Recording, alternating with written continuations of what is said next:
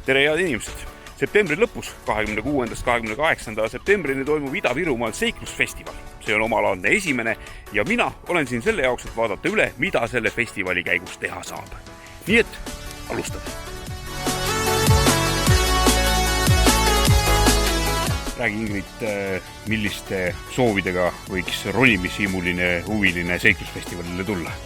Ja siin võib mitte soovi olla esiteks ennast ületada, sellepärast, et meil on siin laskumine näiteks 27 meetri pealt, et sa pead lihtsalt platvormilt maha astuma ja siis mööda köit alla laskuma. Aga võib ka ennast füüsiliselt proovile panna, et saab ronida mööda 27 meetri kõrgust ronimisseina, kus on ka ronimiskivid, saab kirkaga proovida ronida ja eriti põnev rosin on siis see kastironimine, mis on saanud populaarseks tudengite käest. Kas sellele on vaja kuidagi registreerida või piisab sellest, kui oled seiklusfestivalil kohal ja lihtsalt paned ennast siin järjekorda?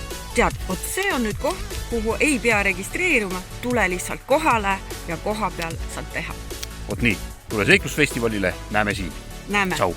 Tšau!